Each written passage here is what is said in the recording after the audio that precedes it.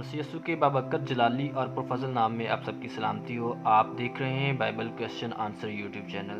तो आज हमारे चैनल पे जो इब्रानी ज़बान की हमने एक सीरीज स्टार्ट की है, उसका दूसरा लेसन है।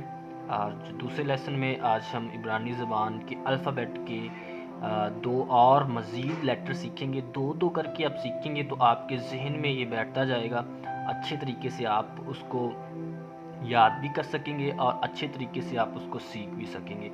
तो आज हम इससे पहले वाले लेसन में हमने दो लेटर सीखे थे।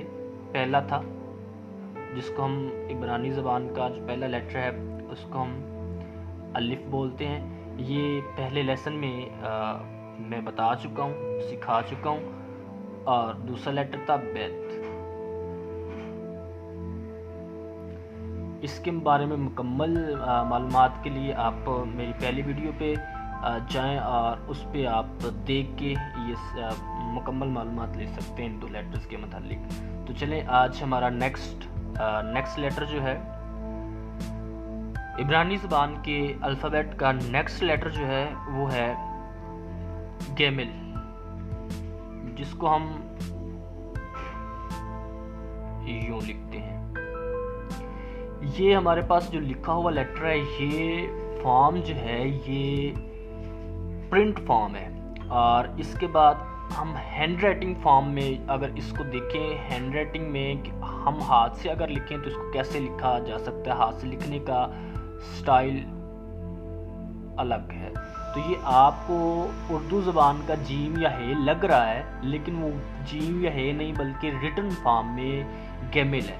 ठीक है, ये इब्रानी ज़बान का प्रिंट फॉर्म में गेमिल है और ये हैंड राइटिंग फॉर्म में, हैंड राइटिंग वर्जन में गेमिल है। अब गेमिल की आवाज़ जो है वो ग की है। गेमिल की आवाज़ किसकी है? ग की।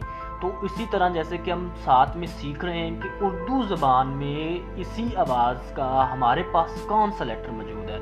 तो उर्दू ज़बान में, उर्दू अल्फ़ाबेट में हमारे पास इसी आवाज़ का गाफ मौजूद है, तो जिसको हम गाफ बोलेंगे। ठीक है, और इंग्लिश ज़बान में इब्रानी ज़बान के इसी लेटर का हमारे पास कौन सा लेटर मुतबादल मौजूद है? हमारे पास मौजूद है जी। ठीक है, और ये तो हमारे पास इब्रानी ज़बान के लेटर गिमिल इंफॉर्मेशन आ गई कि इसकी आवाज़ को ग प्रोनाउंस किया जाता है। और उसी आवाज़ में हमारे पास उर्दू ज़बान में लेटर गाफ मौजूद है, इंग्लिश ज़बान में जी मौजूद है और रिटन फॉर्म में इसको ऐसे लिखा जाता है।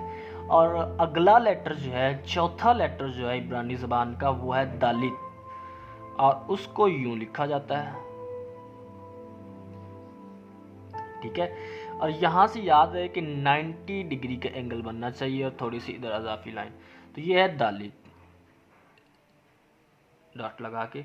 अच्छा, अब ये दालित की आवाज़ जो है हमारे पास, इसकी आवाज़ द की है, द की।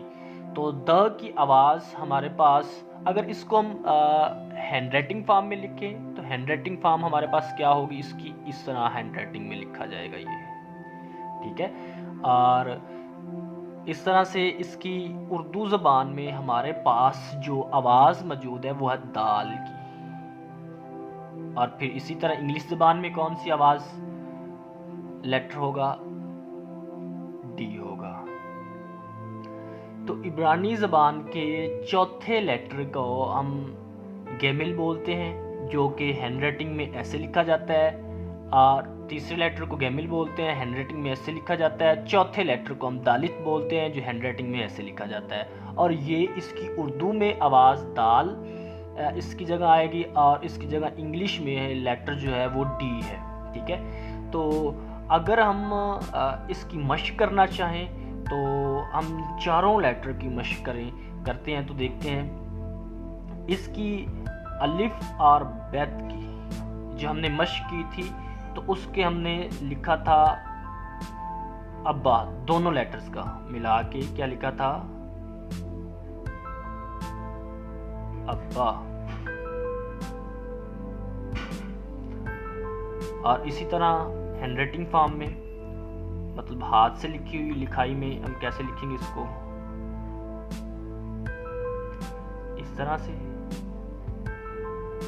इस तरह से, इस तरह से। ये क्या, अब्बा। और इसकी मशक की थी हमने, जैसे कि मुतबादल अलिफ,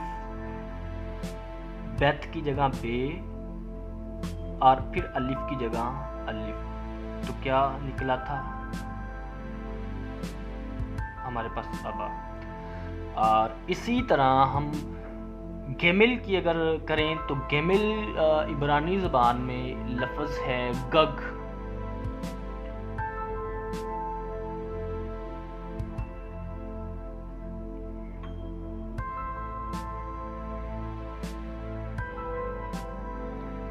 गग, तो गग का मतलब होता है, गग का मतलब होता है छत, रूफ। तो अच्छा, इनमें ये अभी कंप्लीट गग की आवाज़ नहीं, क्योंकि गग के लिए आप सोच रहे हैं यहाँ पे अल्फ़ा ना अलिफ की आवाज़ क्यों नहीं है हमारे पास अलिफ की, क्योंकि गग जो होता है वो इस तरह से होगा, लेकिन ये अलिफ की आवाज़ कहाँ पे प्रनाउंस होती है। तो यहाँ पे ये सवाल, तो हमारे पास इब्रानी ज़बान में जो, जैसे कि उर्दू ज़बान में आवाज़ को ऊपर नीचे करने के लिए अराब मौजूद है, इसी तरह इब्रानी ज़बान में भी अराब मौजूद है। तो वो अराब हम इस टोटल अल्फ़ाबेट को सीखने के बाद वो अराब हम एंड में सीखेंगे। तो फ़िलहाल मैं एक अराब आपसे वो इंट्रोड्यूस को करवा देता हूँ, उसको कहते हैं कामिस।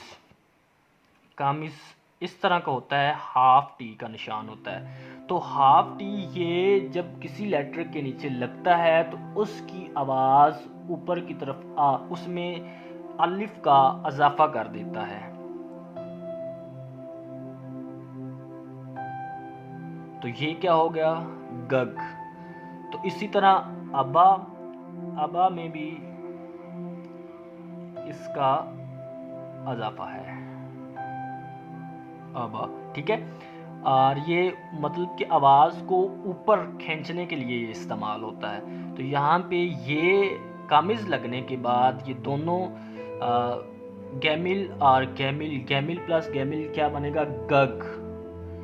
ये साथ ऊपर को आवाज़ जो खींचने के लिए इसके नीचे कामिज़ लगाया जाता है। तो ये टोटल कितने हमारे पास ये मौजूद हैं वावल्स। इन सारे वावल्स पे मैं एंड पे आपको एक वीडियो बना के शेयर कर दूंगा।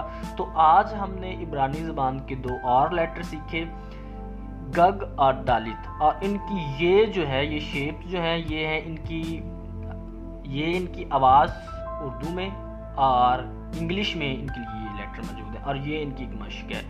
और इब्रानी ज़बान में एक और लेटर हम देख लेते हैं, उसको एक और वर्ड देख लेते हैं इब्रानी ज़बान में। वो लिखते हैं दग, ठीक है। अगर हम इसको रिटन फॉर्म में लिखें तो ऐसे लिखेंगे,